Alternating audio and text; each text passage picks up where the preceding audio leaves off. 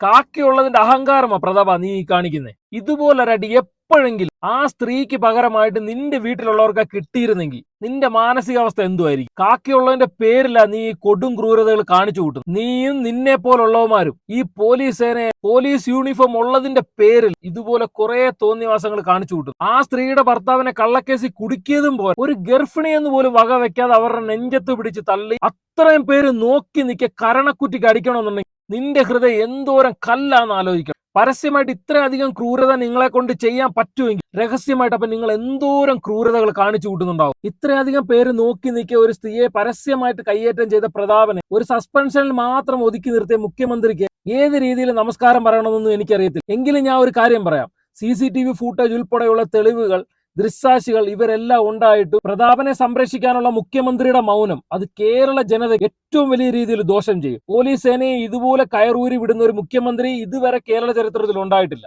മുഖ്യമന്ത്രിയുടെ സപ്പോർട്ട് ഉണ്ടായിട്ട് കൂടി തന്നെയാണ് ഇതുപോലുള്ള പ്രതാപന്മാർ നിരപരാധികളെ അപരാധികളാക്കിക്കൊണ്ട് കയ്യേറ്റം ചെയ്യുന്നത്. പോലീസ് സേനയിൽ യൂണിഫോം ഉണ്ടായതുകൊണ്ട് മാത്രം ഇതുപോലെ ധൈര്യം കാണിക്കുന്ന കുറച്ച് പോലീസുകാരുണ്ട്. എന്നെങ്കിലും ഒരു ദിവസം ഈ യൂണിഫോം ഒക്കെ അടിച്ച് ഇതിന്റെ പുറത്തോട്ടൊന്ന് വരുമല്ലോ, അന്ന് നിനക്കും നിന്നെ പോലുള്ള പോലീസുകാർക്കും പേപ്പട്ടിക്ക് തുല്യമായിരിക്കും വില. ഇതിനു മുമ്പും ഒന്നല്ലാതെ ഒരുപാട് പരാതികൾ ഈ പറയുന്ന പ്രതാപനെതിരെ ഉണ്ടായിട്ടും ഇതുവരെ ഒരു ആക്ഷൻ എടുക്കാത്തത് പോലീസ് സേനയ്ക്കും ആഭ്യന്തര വകുപ്പിനും ഒരു അപമാനം തന്നെ. ജനങ്ങൾക്ക് പോലീസ് സേനയോടും ആഭ്യന്തര വകുപ്പിനോടുള്ള വിശ്വാസം ഏറെക്കുറെ നല്ല രീതിയിൽ കുറവുണ്ട്. എന്ത് ആക്ഷൻ എടുക്കുന്നു എന്നതിലല്ല കാര്യം. പ്രതാപനെ പോലെയുള്ള ഒരാൾ ഇനി സർവീസിൽ തുടരാതിരിക്കാൻ വേണ്ടിയിട്ടുള്ള ആക്ഷനാണ് മുഖ്യമന്ത്രി എന്ന രീതിയിൽ സഖാവ് പിണറായി വിജയൻ എടുക്കേണ്ടത്. ഇല്ലെങ്കിൽ ഇതുപോലെയുള്ളതിന്റെ പൂർണ്ണ ഉത്തരവാദിത്തം ഏറ്റെടുത്ത് മിനിമം മുഖ്യമന്ത്രി രാജിവെക്കാനെങ്കിലും തയ്യാറാണ്.